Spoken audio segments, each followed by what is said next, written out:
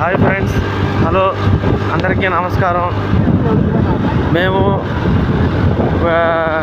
పుచ్చకాయ తినాలని అనుకుంటున్నాము. పుచ్చకాయలు తినడానికి పుచ్చకాయ తోటకు వెళ్ళి పుచ్చకాయలు కోసుకొని వచ్చేదానికి వెళ్తున్నాం ఫ్రెండ్స్.